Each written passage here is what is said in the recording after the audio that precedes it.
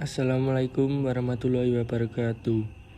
Di sini kami akan mempresentasikan hasil diskusi kelompok kami yang berjudul Hukum Persaingan Usaha, yang beranggotakan Alfinisani NPM 0045, Muhammad Yufar NPM 0064, dan Arya Eka Pratama NPM 0069.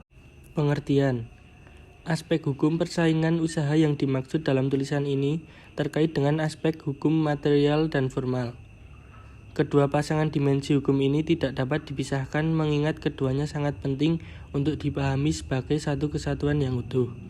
Oleh karena demikian, luasnya aspek hukum persaingan usaha itu atau dengan segala kompleksitas teoritis dan praktisnya, hukum persaingan usaha mulai banyak dibicarakan seiring dengan diundangkannya Undang-Undang Nomor 5 Tahun 1999 tentang larangan praktik monopoli dan persaingan usaha tidak sehat. Undang-undang ini disahkan tanggal 5 Maret 1999, tetapi baru efektif berlaku 1 tahun kemudian. Filosofi UU Nomor 5 Tahun 1999. Aturan hukum untuk persaingan usaha sesungguhnya telah lama ada dalam KUHP. Misalnya, ada pengaturannya dalam pasal 382 bis. Pasal ini menyatakan barang siapa untuk mendapatkan, melangsungkan, atau memperluas debit perdagangan atau perusahaan kepunyaan sendiri atau orang lain melakukan perbuatan curang untuk menyesatkan khayal umum untuk seorang tertentu diancam jika karenanya dapat ditimbul kerugian bagi pesaing-pesaingnya atau pesaing-pesaing orang lain itu karena bersaing curang, dengan pidana penjara paling lama 1 tahun 4 bulan atau denda paling banyak Rp900. B. Pendekatan per se ilegal dan rule of reason. Pendekatan per se ilegal dan rule of reason adalah konsep klasik dalam hukum persaingan usaha. Kedua pendekatan ini juga berlaku pada Undang-Undang Nomor 5 Tahun 1999, sehingga ada bentuk perjanjian atau kegiatan yang per se, namun ada juga bentuk perjanjian atau kegiatan yang rule of reason. Secara sederhana, kedua pendekatan itu dapat disandingkan dengan delik formal dan delik material. Pada delik formal, unsur-unsur pidananya sudah dianggap lengkap begitu perbuatannya itu selesai dilakukan, sehingga tidak perlu ada pembuktian lebih lanjut. Pada delik material, unsur-unsur itu belum lengkap jika syarat akibat perbuatannya tidak tercakup di dalamnya. Tindak pidana pembunuhan atau pasal 338 KUHP adalah contoh jenis delik material karena akibatnya harus berupa kehilangan nyawa. Jika belum ada korban yang mati, belum dapat disebut pembunuhan. C. Anatomi Undang-Undang Nomor 5 Tahun 1999. Seperti dikemukakan di atas, Undang-Undang Nomor 5 Tahun 1999 hanya memuat pengaturan yang singkat, yaitu 1.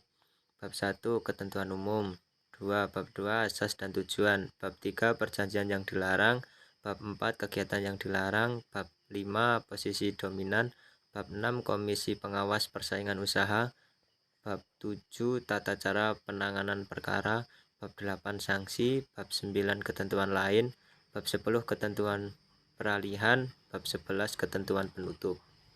D. Sanksi. Undang-Undang Nomor 5 Tahun 1999 juga mengatur tentang sanksi.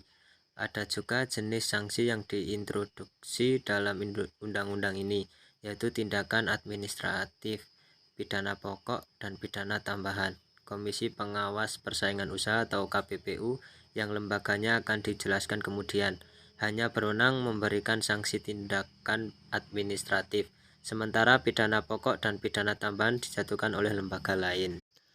E. Lembaga KPPU.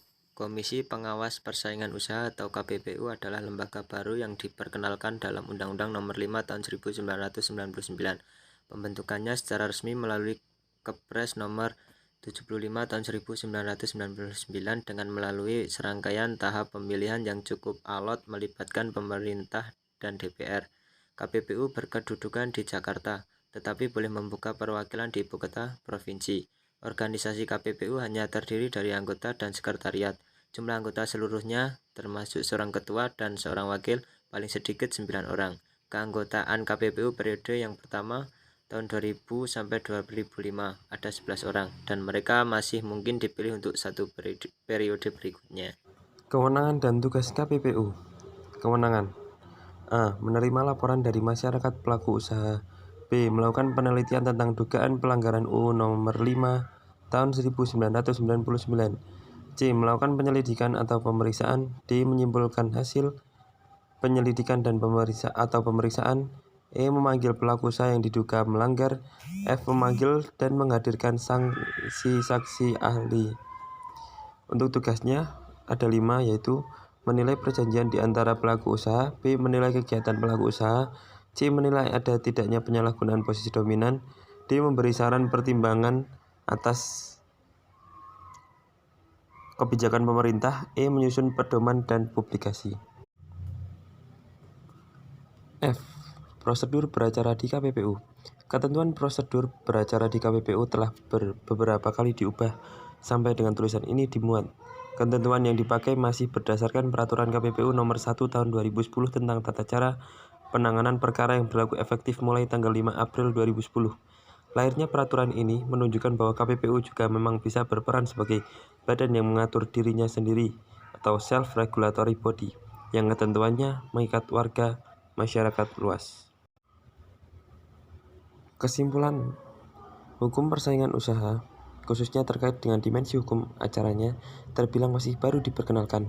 Masih banyak celah yang perlu disempurnakan atas bidang hukum ini. Peraturan Mahkamah Agung Nomor 3 Tahun 2005 misalnya juga menyadari celah-celah itu sehingga ditegaskan dalam ketentuan penutupnya bahwa kecuali ditentukan lain dalam perma itu, maka semua ketentuan hukum acara perdata yang berlaku diterapkan pula terhadap pengadilan negeri yang memeriksa suatu kasus keberatan. Terlepas dari itu semua, selain keharusan meningkatkan koordinasi dengan lembaga lain yang terkait, KPPU sendiri sesungguhnya diharapkan dapat mengambil inisiatif menutupi celah-celah kelemahan tadi, mengingat dirinya memang memiliki kewenangan sebagai self-regulatory body. Sekian presentasi dari kami. Bila ada kurangnya kami mohon maaf. Billahi taufiq wal hidayah. Wassalamualaikum warahmatullahi wabarakatuh.